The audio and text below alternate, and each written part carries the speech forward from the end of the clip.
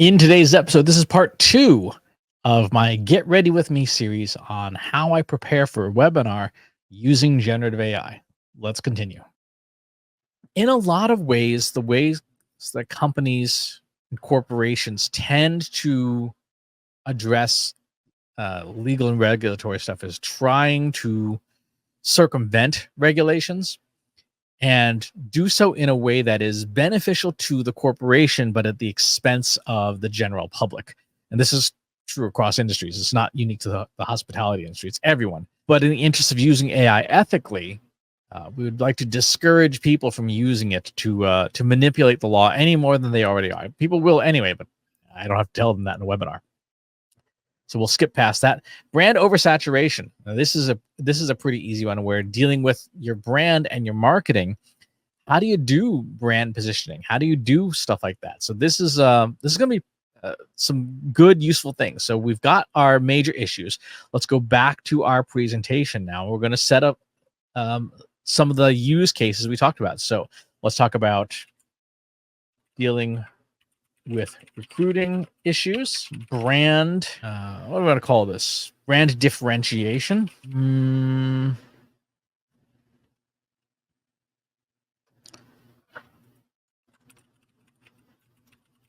Employee engagement. Well, see, the thing is, this is a generative AI for hospitality with a focus on marketing. But I think employee engagement might be useful there to talk about that. Okay. Recruiting issues. What else we want to do? Experience economy and technological innovation. So those are 5 major challenges, and I think we can build some decent use cases for all 5 of those. So let's go ahead now. The next thing we're going to need is some imagery to populate this. We'll use Meta's AI because the Meta AI generator generates some pretty decent clip art like stuff. And very critically, for people who are concerned about the ethics of using image generation models, Meta's models, for good or ill, are trained on data from Meta and publicly available data, but data from Meta especially. Things like Instagram and Facebook. Meta can prove that people have signed the terms of service agreeing to allow Meta to train on the data that we give it. And so from an ethics and law perspective, Meta's models are probably more compliant and are not infringing on anyone's intellectual property, as opposed to, say, like Stable Diffusion or OpenAI, where they did not get permission to scrape images off the web. Meta got permission, perhaps not knowingly, and perhaps as someone would say, coercively, by saying you can't use Instagram if you don't give us permission to train on your data.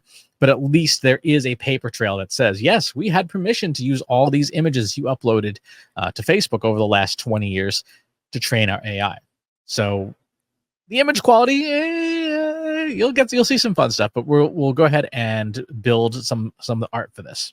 So our 5 areas are recruiting issues, brand differentiation, employee engagement, experience economy, and technological innovation. So we'll just go ahead and make some images here. Okay, so now we've got our very nice little image chiclets of the different major issues that we want to talk about in the webinar.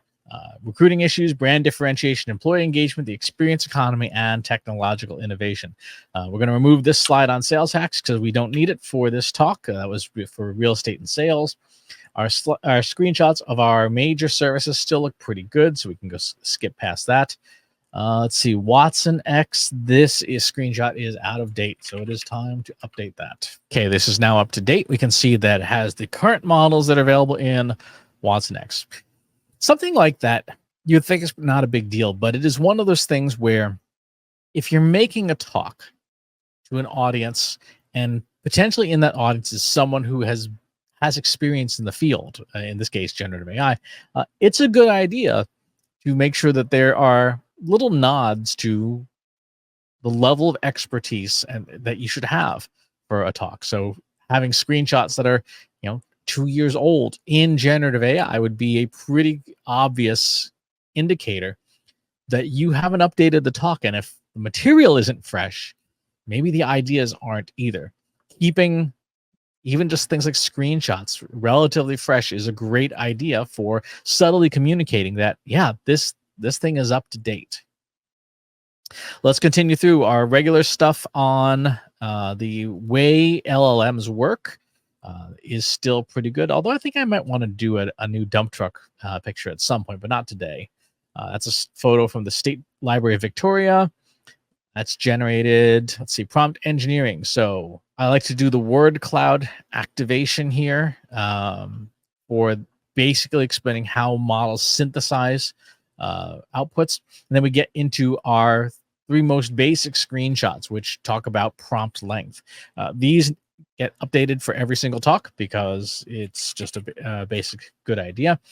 And we'll talk about things like hospitality and hotel marketing. So let's go over to Gemini here. So in this next section, what we do is we do 3 different prompts. We do a very short prompt in Gemini. What are the best practices for hotel and hospitality marketing in 2024? And you get a very generic, bland answer. We double the length of the prompt by being more specific. Best practices for independent hotel chains in the New England region of the USA, especially the Boston metro area. Get some more stuff. And you go hog wild and create a long prompt that sort of details what you're doing as if you were the hotel owner. Like, hey, here's the stuff we're trying out. And of course, you get a much more specific result. And this is all part of the section on here's how to use these tools, these AI models, to get better results. So we generate these each time specific to the industry. We go past our race framework and our pair framework. There's no need to update those. Those are up to date. Prompt library is up to date. And that brings us to use cases, which is the next section of this. And this is where I like to have, and I'm going to take a screenshot of our initial 5 challenges, because we're going to need to reference these challenges in our use case development for these slides. And it's important to note that for this process of making these presentations, if we want them to be credible, if they want them to land with our audience has to see themselves in the presentation. We can't just do a generic presentation. We have to use the knowledge that we've accrued to simulate what it would be like to be that customer. And in doing so, we'll be able to create examples that resonate with them. And so we need to have those use cases handy as we move ahead. So our first example for generation, let's reference our list. Our list is things like recruiting issues, differentiation, employee engagement, experience economy, technological innovation. What would be a good generation example? Perhaps something on the employee engagement side of things. So let's go through a prompt of how would you generate even just some ideas for this. I'm going to start off with the pair framework, which is available from Trust Insights. If we go to trustinsights.ai/pair, you can download a copy of the pair framework there. I'm going to put in my canned prompt, and my prompt says, let's explore best practices for employee engagement in the hospitality industry.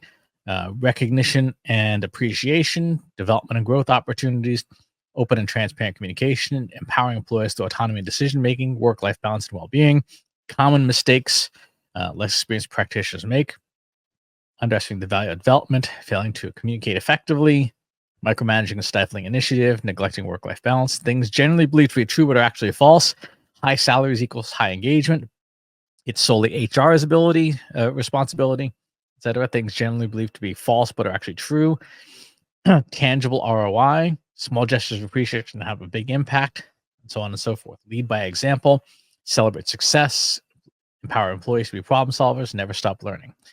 So an example for hospitality would be to generate a checklist of useful practices that would be appropriate for a hotel chain. So let's actually go ahead and ask for that. So my prompt here is, from these best practices and our conversation so far, that is it for part 2 of my Get Ready With Me series. Stay tuned in the next one for part 3. If you enjoyed this video, please hit the like button. Subscribe to my channel if you haven't already. And if you want to know when new videos are available, Hit the bell button to be notified as soon as new content is live.